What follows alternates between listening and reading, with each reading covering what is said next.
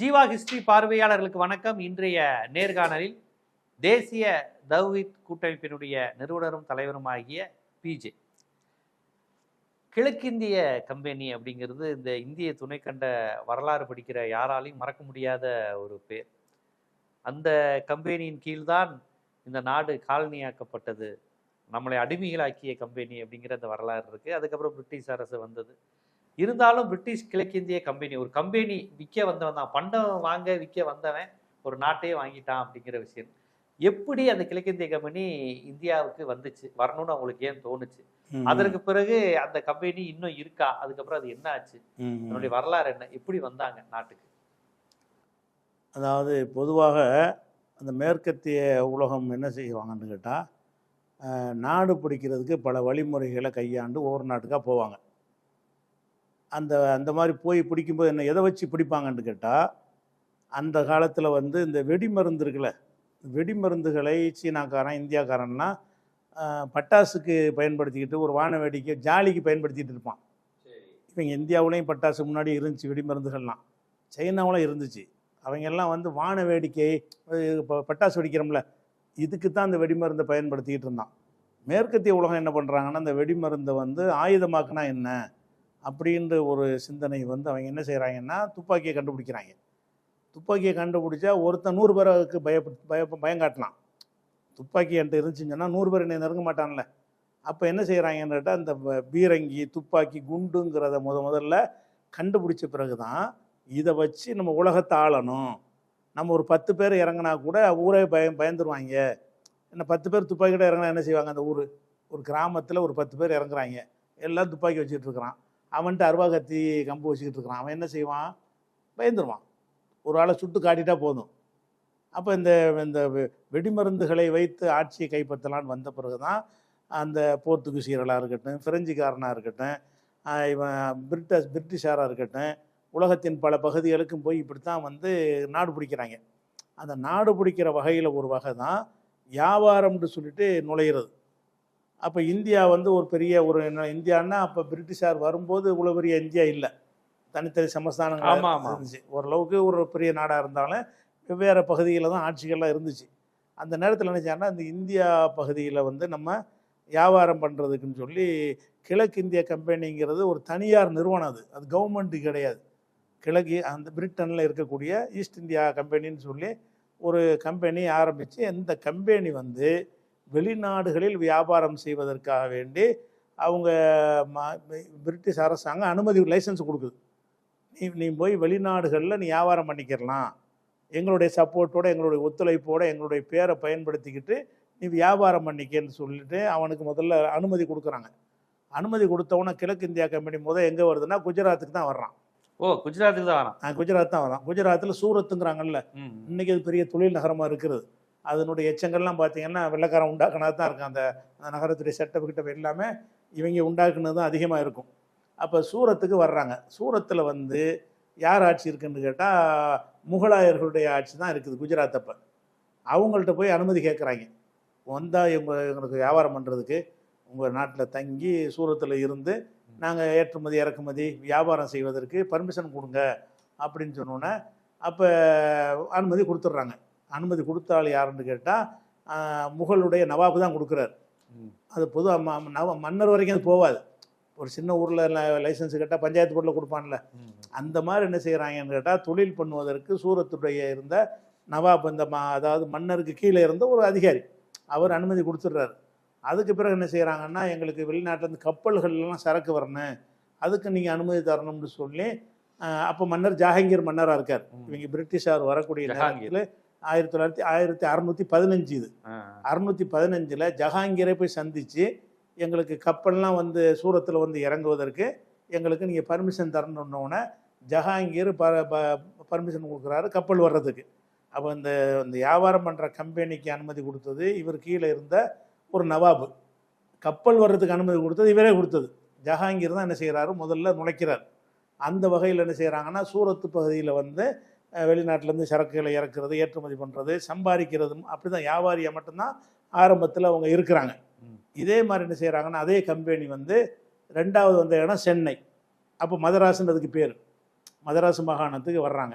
இங்கே மதராஸ் மாகாணம் வந்து முகலாயர்கள் ஆட்சியில் இல்லை, முஸ்லீம் ஆட்சியில் கிடையாது. முகலாய மன்னர் வந்து விஜயநகர சாம்ராஜ்யம் வாங்கல, அவங்க கையில் வெங்கடப்பட்டி நாயக்கருங்கிறவர் இருக்காரு இங்கே ஒரு அதிபராக, ஆளுநர் மாதிரி, அரசு சிற்றரசர், ஆளுநர் இல்லை, இவங்க ஒரு தனி ராஜா, ராஜாவா இருக்கார், சின்ன ராஜா. அப்போ வெங்கடப்பட்டி நாயக்கருங்கிறவர் சென்னைக்கு ராஜாவா இருக்கார். அவங்க வந்து விஜயநகர இப்போ நாயக்கர்கள் நாயக்கர் ஜாதிங்கிறோம்ல, அந்த இனத்தில் உள்ளவங்க அவங்க சென்னை பூரா நாயக்கர் நிறைய இருந்தாங்க. அப்போ அந்த நேரத்தில் வந்து வெங்கடப்பட்டி நாயக்கர்கிட்ட தான் என்ன செய்கிறாங்கன்னு கேட்டால், எங்களுக்கு வந்து நாங்கள் வியாபாரம் பண்ண ஒரு இடத்துல தனித்தனி தான் அனுமதி கேட்கணும். முகலாயர்கள்ட்ட கேட்டால் முகலாயர்கிட்ட தான் செல்லணும். இது வேற நாடு. இப்போ இந்த சென்னைங்கிறது வேற ஒரு நாடு. அது வேற ஒரு நாடுங்கும்போது இங்கே வந்து என்ன செய்கிறாங்க, எங்களுக்கு கிழக்கிந்திய கம்பெனிக்கு அங்கே முகலாயர்கிட்ட கேட்குறாங்க, இங்கே வேங்கடப்ப நாயக்கிட்ட கேட்குறாங்க. வேங்கடப்ப நாயன்ட்ட கேட்டு எங்களுக்கு பர்மிஷன் கொடுங்கன்னொன்னே அவர் என்ன செய்கிறாருன்னு கேட்டால், பிரிட்டிஷ் பிரான்சிஸ் டே ஆண்ட்ரூ கோஹி இந்த 2 பேர் என்ன செய்கிறாங்கன்னா அனுமதி கேட்டு வியாபாரம் பண்ணிக்கிறோங்க, வியாபாரம் பண்ணுவதற்கு ஏற்றவாறு இந்த நகரத்தெல்லாம் நாங்கள் டெவலப் பண்ணி வைக்கிறோம், அதுக்கெல்லாம் சேர்த்து பர்மிஷன் வாங்கிட்டாங்க. வாங்கி தான் ஃபஸ்ட்டு வந்து இந்த கோட்டை செயின்ட் ஜார்ஜ் கோட்டைங்கிறாங்களே சட்டசபை, இப்போ சட்டசபைன்னு சொல்கிறோம்ல, இதுதான் அவங்களுடைய கோட்டை. அந்த கிழக்கிந்திய கம்பெனி அவங்களோட வியாபாரம் பண்ணுவதற்காகவும் அவங்களுடைய சேஃப்டிக்காகவும் இந்த ஆயுதங்களை வைத்துக் கொள்வதற்காகவும் தயாரித்து கொண்டது தான் அந்த கோட்டைங்கிறது. இந்த 1640 என்ன செய்கிறாங்கன்னு கேட்டால், செயின்ட் ஜார்ஜ் கோட்டையை வந்து கட்டுறாங்க. அது கட்டின பிறகு தான் அந்த சென்னையும் டெவலப் ஆகுது. சென்னை டெவலப் ஆனதுக்கு வெள்ளையர்கள் வந்து தான் காரணம். சென்னை வந்து முக்கியமாக அதனால தான் சென்னை 1ங்கிறது அந்த இடத்துக்கு தான் பேர். எதனால சென்னை 1ங்கிறோம்ல, சென்னை 1 சென்னை 2ங்கிறோம, இப்போ நம்ம பேசிகிட்டு இருந்த இடம் சென்னை 1, செயின்ட் ஜார்ஜ் அந்த பகுதியை சேர்ந்தது. ஆமாம், இதுதான் சென்னை 1ங்கிறதுல வருது. ஏன்னா 1ன்னு வர காரணம் என்னன்னு கேட்டால், அதுதான் ஃபஸ்ட்டு கோட்டைன்னு கட்டுறான், இதுதான் சென்னைன்ற. அதனால தான் அந்த 0 பாயிண்ட் போட்டிருப்பான் இதுலன்னு பார்த்தீங்கன்னா, அதாவது இந்த ரோட்டில் வந்து மைல்கல் போட்டிருப்பாங்கல்ல, 12 கிலோமீட்டர் 11 கிலோமீட்டர்னு சொல்லி, இதுதான் சென்னை. இல்லை, கடைசியில் 0ன்னு ஒன்று வந்து நிற்கி, அதான் அந்த ஊருடைய 0 பாயிண்ட்டுமாங்க. எல்லா ஊர் மைல்கல்லையும் இருக்கும். இந்த கூவத்துக்கு மேலே உள்ள பாலத்தில் பார்த்தீங்கன்னா அது 0வில் வந்து நிற்கும் ஒரு இடத்துல. 1 2 3 4 5 ஒரு மாதிரி 0லேருந்து 1 2 3 இப்படி ஆரம்பிக்கும். அப்போ அந்த 0வாக இருக்கிற 0 பாயிண்ட் தான் ஊருடைய மையப்பகுதி. எந்த ஊராக இருந்தாலும் சரி அந்த 0 பாயிண்ட்னு ஒரு இடம் இருக்கும். அந்த மாதிரி 0 பாயிண்ட் தான் செயின்ட் ஜார்ஜ் கோட்டை. சென்னை 1ங்கிறான்ல, அந்த மாதிரி வந்து கோட்டையை கட்டினாங்க. இன்னும் சொல்ல போனால் அவங்க இந்த வெள்ளையர்கள் ஆட்சியில் இருக்கும் பொழுது தான் இந்த ஐஸ் ஹவுஸ் கூட கட்டப்படுது.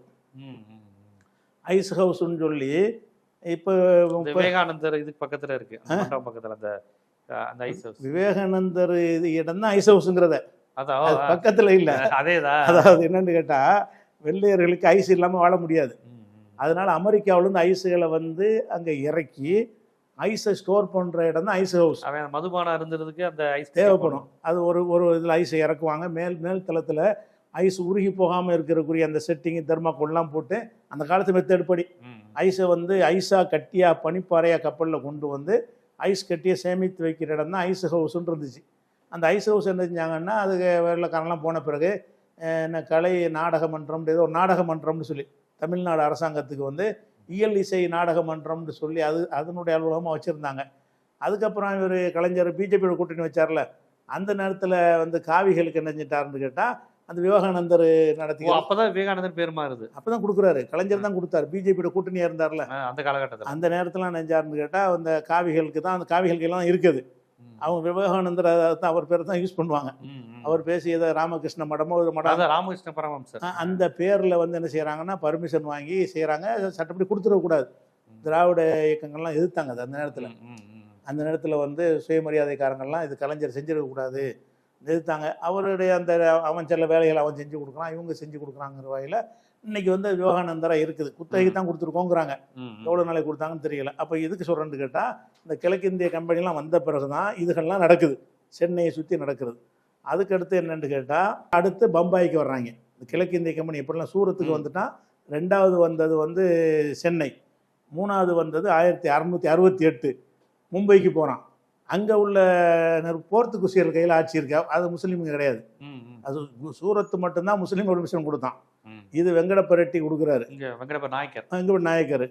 போர்த்துகீசியர் கையில் இருக்குது பம்பாய். அந்த போர்த்துகீசியர்கள்ட்ட போய் என்ன செய்யறான்னு கேட்டால், எங்களுக்கு வியாபாரம் பண்ணுறதுக்கு எங்களுக்கு அனுமதி கொடுங்க அப்படின்ற உடனே அவனு அனுமதி கொடுத்துட்டான். அதுக்கப்புறம் என்ன செய்யணும்னா போர்த்துகீசியர் கையில் இருக்கும் பொழுது அதுக்கடுத்து ஆங்கிலேயர்களில் வந்து அரசகுமாரி காத்தரினாண்டு ம். ஒரு பெண்ணை வந்து இங்கிலாந்து மன்னர் சார்லஸ் கல்யாணம் பண்ணுறாரு.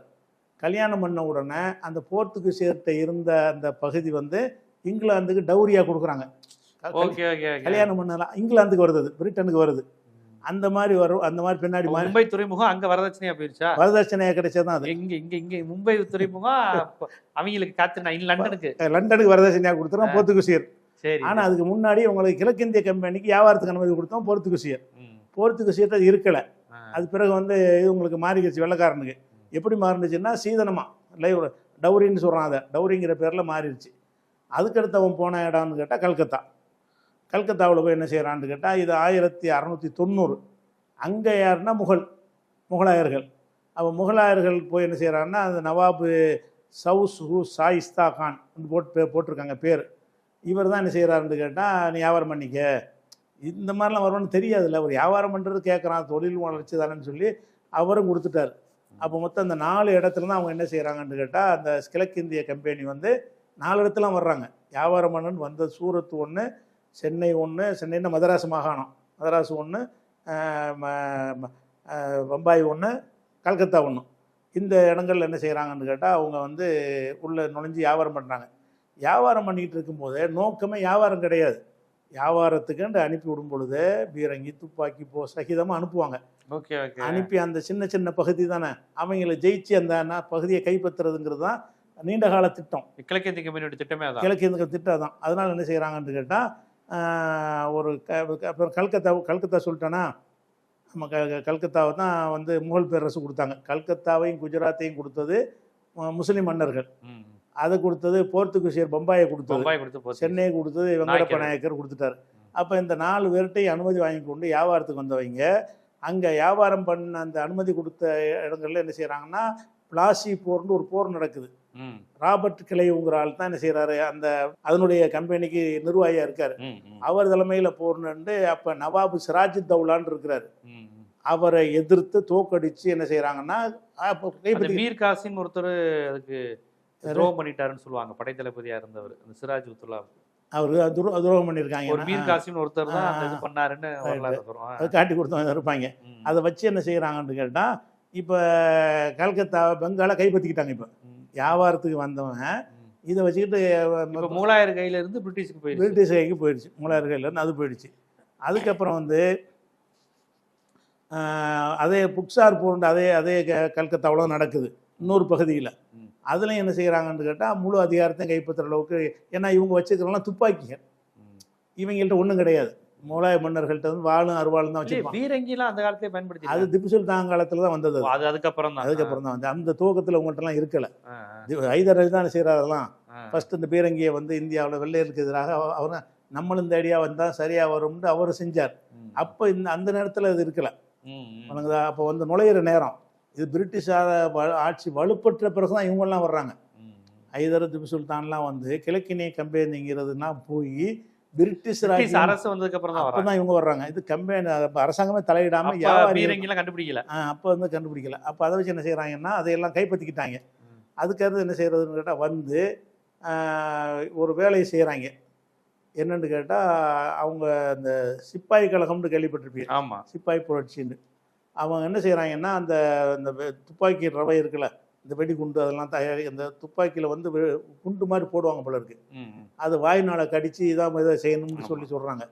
அந்த குண்டெல்லாம் என்ன செஞ்சான்னு கேட்டால் இவன் வந்து மாட்டு கொழுப்பும் பன்றி கொழுப்பையும் சேர்த்து விட்டவுடனே இவங்கள்ட்ட வேலைக்காக போய் இராணுவத்துக்கு நம்ம இந்தியக்காரனை அனுப்பி சேர்ந்துருக்கிறானுவோ அவங்கெல்லாம் என்ன செஞ்சாங்கன்னா எதிர்க்க ஆரம்பிச்சிட்டாங்க அவங்கள கண்ட்ரோல். அதனால ஒரு சிப்பாய்களுக்கு அவங்க பெரிய கலவரம் வந்தவுடனே விக்டோரியா மகாராணி என்ன பண்ணுறாங்கன்னு கேட்டால் கிழக்கிந்திய கம்பெனி இனிமேல் இந்த வேலையை செய்யக்கூடாது, கிழக்கிந்திய கம்பெனியில் உள்ள எல்லாத்தையுமே கவர்மெண்ட்டை கொடுத்துரு அப்படின்னு கவர்மெண்ட்டாக மாறிடுச்சு. இந்த சிப்பாய் கழகத்துக்கு அப்புறம் கிழக்கிந்திய கம்பெனி கிடையாது. Okay okay. கிழக்கிந்திய கம்பெனியில் இருந்த 4 பகுதியையும் நேரடியாக பிரிட்டிஷார் இன்னும் ஆட்சி பண்ணுவாங்க. நீ ஆளை தெரியாமல் போய் பிரச்சனையை உண்டாக்கிட்ட, சண்டைகள் லோக்கல் மக்கள்கிட்ட எதிர்ப்பை உண்டாக்கிட்ட அப்படின்னு சொல்லி விக்டோரியா மகாராணி வரும்போது என்ன ஆகுதுன்னு கேட்டால் இந்த 4 பகுதியும் பிரிட்டிஷ் நாடாக மாறுது. இந்த 4 தான், அதாவது நான் எந்த இடத்த போய் வியாபாரத்துக்குன்னு பிடிச்சாங்களோ அந்த 4 இடமும் பிரிட்டிஷாக வருது. வந்ததுக்கு பிறகு என்ன செய்கிறாங்கன்னு கேட்டால் பிரித்தாளும் சூழ்ச்சியை கொண்டு தந்திரம் பண்ணி இவனுக்கு எதிராக அவனை தூண்டி விடுறது, அவனுக்கு எதிராக இவனை தூண்டி விடுறது, இந்த மாதிரி செஞ்சு ஒரு பகுதியாக என்ன செஞ்சாங்க, வென்றெடுத்துக்கிட்டே வந்தாங்க. நம்ம 47 சுதந்திரம் அடையும் பொழுது கிட்டத்தட்ட ஒரு 75% இந்தியா கைப்பற்றிக்கிட்டாங்க. மற்றெல்லாம் தனித்தனி சமஸ்தானங்களாக இருந்துச்சு. அப்போ ஆனால் 4 ஊரில் தான் ஆரம்பிக்குது. கிழக்கிந்திய கம்பெனிங்கிறது 4 ஊரில் ஆரம்பிச்சது தான். அந்த 4 ஊர்லேயும் கூட அவங்க கொஞ்ச நாளைக்கு உள்ளே இருக்க முடியாமல் பிரிட்டிஷார் கைக்கு, பிரிட்டிஷ் சிப்பாய் கழகத்துக்கு நடந்த உடனே மாற்றிட்டாங்க, அவங்கள வெளியேற்றிட்டாங்க. அந்த ஈஸ்ட் இந்தியா கம்பெனி அப்புறமா இருக்கலை. அதுக்கப்புறம் பிரிட்டிஷ் ராஜ்னு ஆக்கிட்டாங்க. அதுக்கு பேர் பிரிட்டிஷ் ராஜ்யம் அப்படிங்கிற பேரில் அதை வந்து செஞ்சாங்க. அவங்க என்ன செய்யறாங்கன்னு கேட்டால், அவங்களுடைய கொள்கை என்னென்னு கேட்டால் டிவைட் அண்ட் ரூல்னு ஒரு கொள்கை வச்சுருந்தாங்க. பிரித்தாளும் சூழ்ச்சி. நீ என்ன செய்யணும்னு கேட்டால் பிரிச்சிடணும். அவங்க போய் சண்டையெல்லாம் போடுறத விட அவங்க 2 பேரையும் பிரித்து விட்டிங்கன்னா அவங்க சண்டை போட்டுக்குறாங்க, நீ பாட்டுக்கு வேலையை பார்த்துட்டு இருக்கலாம். அப்போ எல்லாமே இந்த பிரித்தாளும் சூழ்ச்சிங்களை வச்சுக்கிட்டு தான் நம்ம மன்னருக்குள்ளே பயங்கரமாக தமிழில் எடுத்துக்கிட்டிங்கன்னா ஒருத்தனுக்கு ஒன்று சண்டை, அந்த அவருக்கு எதிராக இவனுக்கு எதிராக இவனுக்கு எதிராக இவன் சண்டையெல்லாம் அடைஞ்சிது. எல்லாமே வந்து பிரிட்டிஷார் நம்மளை பிரித்து விட்டு நமக்குள்ளே சண்டையை மூட்டி விட்டுட்டு படிப்படியாக கைப்பற்றுற அடிப்படையில் இவ்வளோ காலம் நினைச்சிட்டாங்க, ஆட்சி பண்ணிட்டாங்க. இதுதான் கிழக்கு இந்திய கம்பெனி 1858 முடிஞ்சிருச்சு. 1858 1600 வர்றாங்க. 158 வருஷத்தில் அவங்க இந்த 4 ஊர்லையும் கைப்பற்றிக்கிறவே செய்கிறாங்க. பல பகுதிகளில் ஆட்சியவே கைப்பற்றிக்கிறாங்க. இங்கேயும் கூட கோட்டைங்கிறதுனால இங்கேயும் கூட ஆட்சி கைப்பற்றிக்கிட்டாங்க. 300 ரூபாத்தையும் கையில் எடுத்துக்கிட்டாங்க. அந்த மாதிரி வந்ததுக்கு பிறகு தான் நீ வேணாம் நாங்களே எடுத்துக்கிறோம் அப்படின்ட்டு எடுத்துக்கொண்டு அதுக்கப்புறம் பிரிட்டிஷார் 1847 வரைக்கும் அவங்க ஆட்சி நடக்குது. அதாவது 1858 ஆரம்பித்த பிரிட்டிஷ் ராஜ்யம் 1947 சுதந்திரம் அடைகிறோம்ல, எத்தனை வருஷம் ஆகுது? கிட்டத்தட்ட 1000 வருஷத்துக்கிட்ட வருது. அவ்வளோ காலத்துக்கு அவங்க கையில் 858 1947 எவ்வளோ வருது? 47 கலிங்க கிட்டத்தட்ட 800-900 வருஷம் வருது. 800 ஆண்டு ஆட்சி பண்ணாலும் சொல்கிறாங்கல்ல. அப்போ இவ்வளோ காலமாக பிரிட்டிஷார் வந்து இந்தியாவை ஆட்சி பண்ணி 47 விரட்டி அடிச்சிட்டோம். இதுதான் கிழக்கிந்திய கம்பெனியுடைய வரலாறு. ஸோ கிழக்கிந்திய கம்பெனிங்கிறது ஒரு வியாபார நோக்கத்துடன் வந்து கடைசியில் ஆட்சியை பிடிச்சிட்டான். இங்க உள்ள மன்னர்கள்ட்ட ஒற்றுமை இல்லை, இல்லாட்டி கவனிக்கல. இவன் இவ்வளவு தூரம் வருவான்னு எதிர்பார்க்கல. ஏன்னா ஒரு வியாபாரியே சார் நான் அவங்க இது பண்ணிக்கிறேன்னு வர்றான் சூரத்துல. அதுல இருந்து வந்து முகலாய மன்னர்களும் விட்டு கொடுத்துட்டான், போர்த்துகீசியரும் ஏமாந்துருக்கிறான், இந்து மன்னரும் விட்டுட்டான். ஆனா சென்னையில வேங்கடப்ப நாய்க்கிட்ட பணம் கொடுத்தே வாங்கிட்டானா? அனுமதி வாங்கிட்டு நாங்களே செஞ்சுக்கிறோம் அப்படித்தானே செஞ்சிருப்பான். நாங்களே நாட்டை டெவலப் பண்ணிக்கிறோம், எங்க கையில கொடு, வியாபாரம் பண்ணிக்கிறோம், நாட்டையும் டெவலப் பண்ணிக்கிறோம்னு சொன்னோன்னா தான் அந்த பிராட்வேலாம் அதுக்கு தான் போட்டது. அதாவது அவங்களுடைய வண்டிகள் போவதற்கு அகலமான பாதைன்னு அர்த்தம். அதான் மொத்தத்தில் அகலமானது. அப்ப அது இப்போதைக்கு சின்னது தெரியுது. அன்னைக்கு அதுக்கு பேர் என்னன்னா பிராட்வே, அகலமான பாதை. எதுக்குன்னா அந்த கோட்டைக்கு போறதுக்காக வேண்டி. அதுக்குதான் பிராட்வேன்னு போட்டது. ஆமா, பிராட்வேல போனா தான் கோட்டைக்கு போவோம். பிராட்வே வழியாக தான் கோட்டைக்கு போவோம். அப்போ நல்ல அகலமான பாதை அவனுக்குன்னு போட்டுக்கிட்டான் பிராட்வேண்டு. மற்றவங்கலாம் வேற வழியில் போவாங்க, இவங்க மட்டும் சாரட் வண்டி அந்த குதிரை வண்டியெல்லாம் வச்சுருப்பானுவோம். அதில் அவங்க போவதற்காக வேண்டி விசாலமாக இருக்கணுங்கிறதுக்காக போடப்பட்டது தான் பிராட்வே சாலையெல்லாம். அது எல்லாமே அதனுடைய தாக்கம் இன்னைக்கு நீங்கள் பார்க்கலாம் அதில் இருக்கிறதெல்லாம். கிழக்கிந்திய கம்பெனியினுடைய வரலாறு, அதனுடைய தோற்றம், இப்படி எந்த அளவுக்கு பிரிட்டிஷ் அரசு அதை பயன்படுத்தி கொண்டது, இங்கே என்னெல்லாம் நடந்தது அப்படிங்கிறத ரொம்ப விரிவாக ஒரு கதை போல் நம்ம அடுத்த தலைமுறைக்கு வரலாறு தெரிஞ்சுக்கணுங்கிற அடிப்படையில் ரொம்ப ஆழமாகவே அந்த விஷயத்தை பதிவு செஞ்சீங்க. மிக்க நன்றி.